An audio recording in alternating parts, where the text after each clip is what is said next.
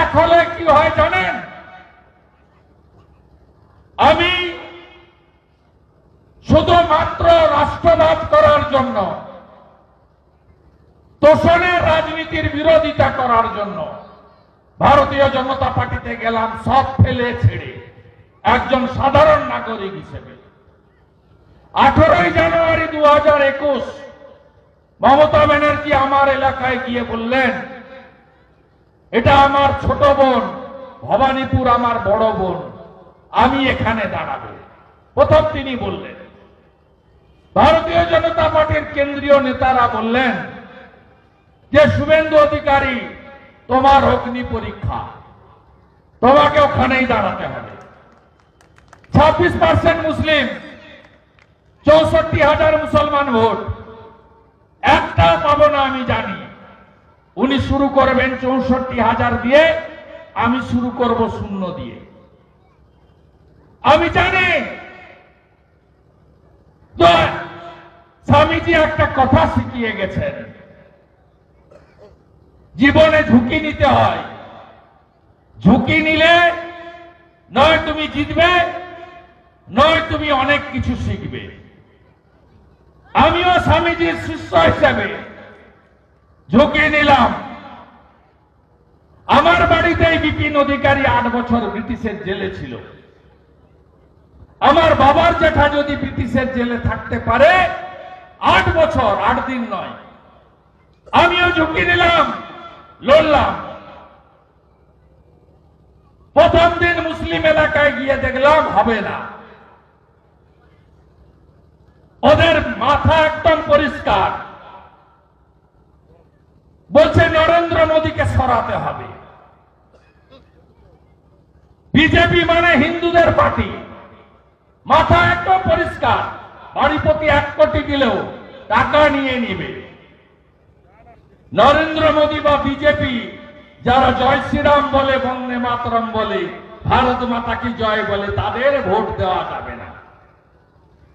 এই অশোক পুরকাইতরা আছে, আমাকে বলছিল অনেক লোক ভোট দিবে মুসলিম, তাহলে বেকার, ভোটের আগেই বলে দিয়েছিলাম হইব না।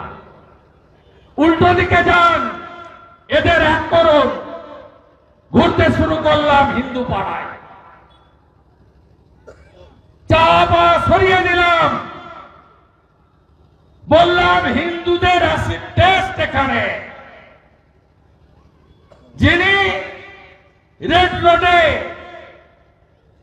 অন্য ধর্মের প্রার্থনায় চলে যান,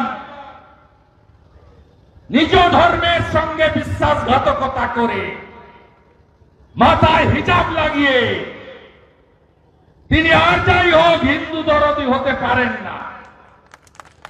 যার আমলে রামনবমীর মিছিলে পাথর পড়ে, মহরমের শোভাযাত্রার জন্য দুর্গাপূজার বিসর্জনের ডেট বদলে দেয় যিনি, তিনি আর যাই হোক হিন্দু দরদি হতে পারেন না। শঙ্খনাদ হলো হিন্দু গ্রামে গ্রামে। এক করলাম 64% হিন্দুকে, আমি পেলাম 1,10,000 আর মমতা ব্যানার্জি পেল 1,08,000। আমি জিতলাম।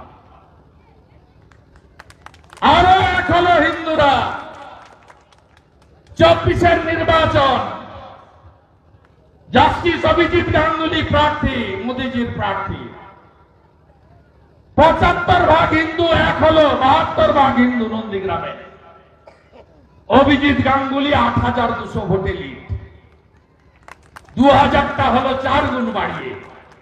1 আপনারা হন। জিহাদিদের হাত থেকে, পুলিশের অত্যাচারের হাত থেকে, আর এই তোষণবাদ সরকারের হাত থেকে আপনাদের মুক্তি আমরা দেব দেব দেব। পাই আবার বাজেটে হয়তো 500 বাড়াবে। আপনি বলবেন গ্যারান্টি দিয়ে যে আমরা হিন্দু সরকার ডবল দেব, বাড়িতে বাড়িতে চাকরি দেব। 1 লাখ কোটির বাড়ি হয় না, 3 লাখের বাড়ি করে দেব। যে 1 লাখ কোটি পাচ্ছেন তাকে 1,80,000 দেব আরো, আর যে পাননি তাকে 3 লাখের বাড়ি, শৌচালয়, সৌর আলো, নলে জল দেব, কিন্তু সর্বোপরি ধর্ম রক্ষতি রক্ষিত। আর যদি হিন্দু তাকত দেখায় তাহলে কি হয়? সরস্বতী পূজায় যোগেশচন্দ্র কলেজে মমতা ব্যানার্জি এবং তৃণমূলের ঘাঁটি সাবির আলী বলে পুজো হবে না। এক ছাত্রী মাতঙ্গিনীর ভূমিকা নিয়ে হাইকোর্টে চলে গেল। হাইকোর্ট বলল পুজো হবে। পুলিশ দাঁড়ালো বাইরে, বাইরে বন্দুক নিয়ে পুলিশ, আর ভিতরে বিনা হাতে মা সরস্বতী। পুজো হলো। হরিণঘাটার নগরুখড়া আলামিন মন্ডল তৃণমূলের বুথ সভাপতি লাগাবে হিন্দুরা। 100 পুলিশ দাঁড় করিয়ে, ঠেলায় না পড়লে বিড়াল গাছে ওঠে না। বোলপুরে হেডমাস্টার মশাই অন্য ধর্মের, আমি পুজো করতে পারবো না, গেটে তালা চাবি। হিন্দুরা জুটলেন, বাজার থেকে প্রতিমা এলো, উপাচার সংগ্রহ হলো, পুরোহিত এলেন, পুজো হলো তালা বন্ধ গেটের সামনে। আমাদের ভিডিও ভালো লাগলে লাইক এবং শেয়ার করুন। কমেন্ট সেকশনে গিয়ে জানান আপনাদের মতামত। আরও ভিডিও পেতে আমাদের চ্যানেল সাবস্ক্রাইব করুন এবং প্রতি মুহূর্তে খবরের আপডেট পেতে প্রেস করুন বেল আইকন।